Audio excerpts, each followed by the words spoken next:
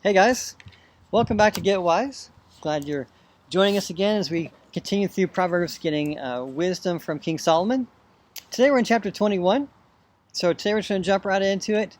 If you would go ahead and just pause the video, read through the chapter, take out your journal, and just jot anything that sticks out to you, things that maybe you have questions about, and then things that you can see and hear that are helping you really grow in wisdom. So jot those down, take some time to think about that, and then come back and unpause, and we'll talk about some of those things.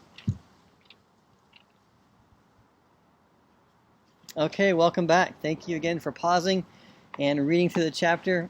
Appreciate you doing that.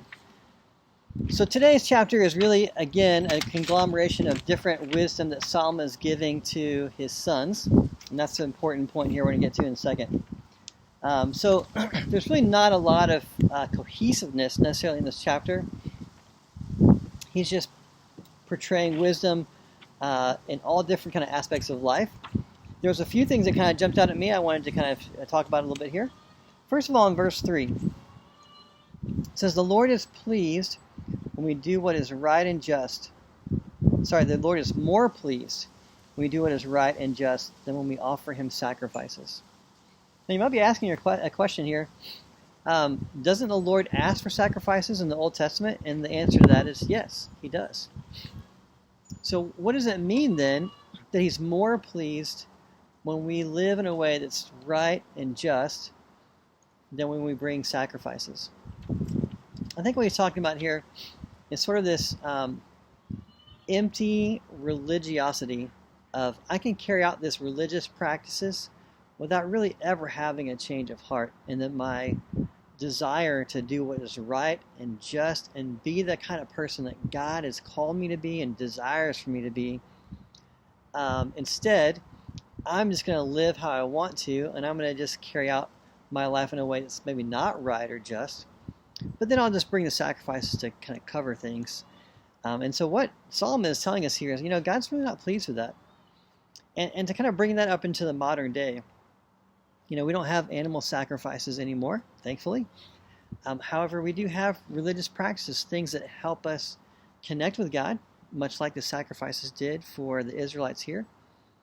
Things like going to church, giving to the church our tithe, spend time in prayer. These are all good things, but there are also religious practices that can't be carried out in a way that's pretty empty if your heart's not in the right place, if you're not really seeking to know and to love God, to really care about him and care about other people.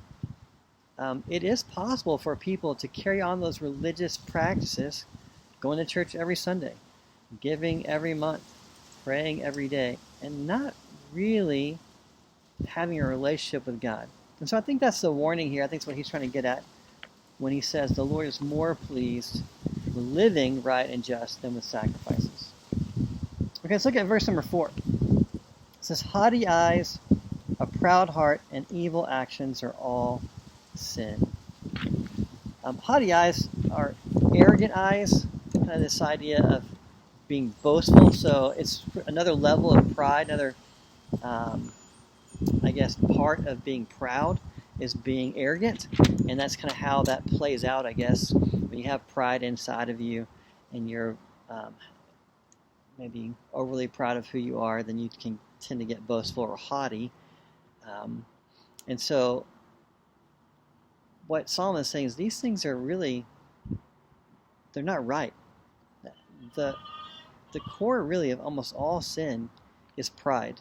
It's saying this is what I want to do, this is what I want for me, and I'm not going to care about other people. I mean, if it means harming them, I'm not going to care about what God desires, even if he's the one who made me and created me to be in a relationship with him. And so that idea of pride really is at the core of all sin. And so Solomon just reminds us, hey, when you get to be boastful or proud, these things all really are sin and lead to sin. Okay. I wanted to mention a couple of verses here.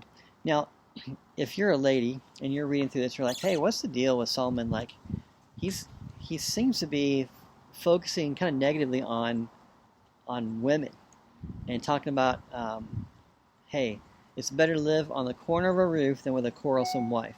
or in a desert than with a quarrelsome and nagging wife. Why does he seem to be picking on women? Well, you have to remember, Solomon is giving wisdom to his son. And so just like a dad would talk to his son about the woman he's going to marry, he is communicating wisdom about that decision. Now, you can certainly apply this to any spouse. And so if you're a lady and he says, hey, it's better to live on the corner of a roof than with a quarrelsome spouse, just know that, hey, if your guy is angry a lot, constantly arguing, you're fighting all the time, that's not a place that you want to be. It's not someone you want to be with long term. And so just be wise and careful about that. You can definitely apply what he's saying here, this wisdom, to your own life. And essentially this helps us in two ways. One, it helps us in, who do we want to be as followers of God, of Jesus? Do we want to be people who are known to be quarrelsome and nagging? I don't think so. I don't think that's who he wants us to be. I think God wants to be people who are known for our love, for our kindness, for the joy that we have. And so what does it look like for us to move in a place where we're living out who God's called us to be versus quarrelsome or nagging? But I think also there's a piece there of what are we looking for in a spouse? Hey, if you're out there and you're not married yet, and you're thinking about the wisdom of Solomon here, maybe the wisdom for you is be really careful about the person you're dating and looking at potentially marrying, so that they're not a kind of person who is going to be nagging or quarrelsome all the time. Because if you get into that relationship and you're committed for life, then it's going to be really hard. There's going to be some and Solomon says, hey, if you're going to compare it, it'd be better to live in the desert. So those two areas, don't be that kind of person, and be really wary about dating, especially marrying that kind of person. All right, verse 17 says, those who love pleasure become poor. Those who love wine and luxury will never be rich. And this really coincides with verse 20. The wise have wealth and luxury, but fools spend whatever they get. Now, at first glance, it says, well, that seems kind of strange. He says here, if you love pleasure, you become poor. If you love wine and luxury, you'll never be rich. And he says the wise have wealth and luxury. So what is he saying there? I think there's a differentiation between having money and loving money. We all need money. It's a necessity to have shelter, food, clothing.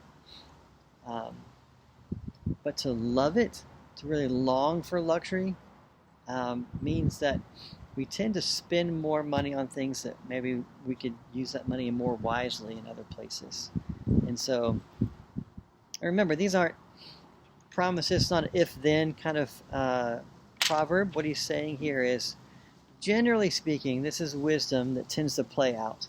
When people love those kind of things, they tend to become poor because they spend a lot of money on luxurious things and don't save enough back or use it frugally for the things that they need.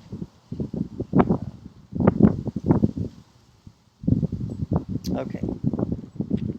And then, lastly, I just want to point to verse 21.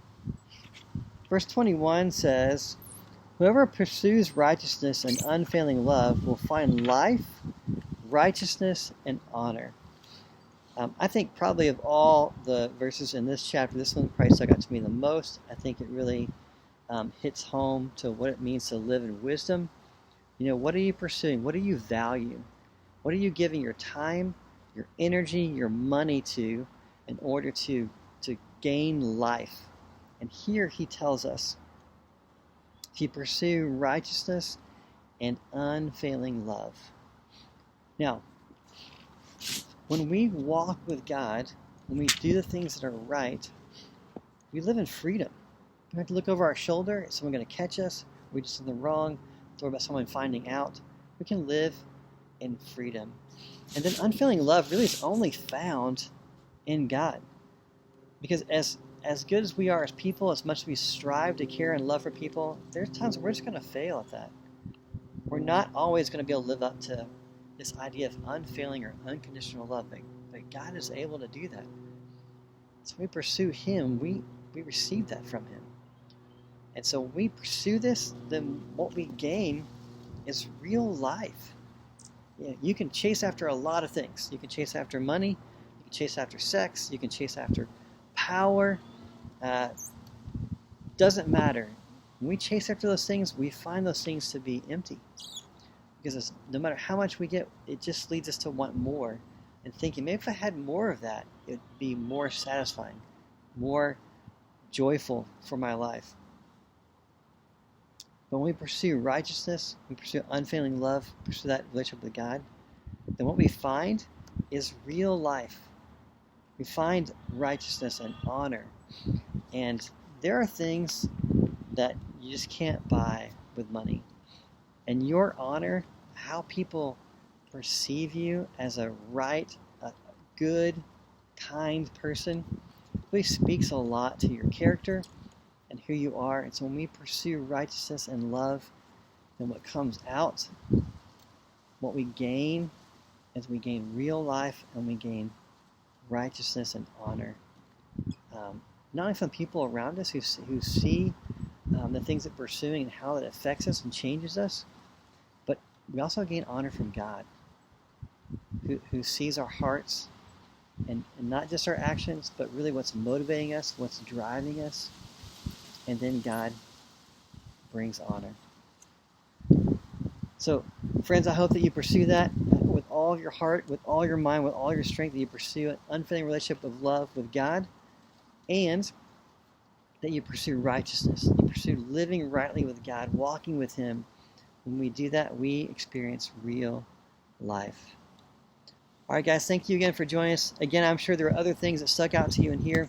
We definitely encourage you to like and comment on this video. If you have any questions about verses from here, please don't hesitate to jot those comments down, ask right there on the YouTube channel, or you can send us a message, and we'd love to talk to you more about that. So thank you so much. Hope this helps you get wise. Have a great afternoon, and we'll talk to you later. Bye-bye.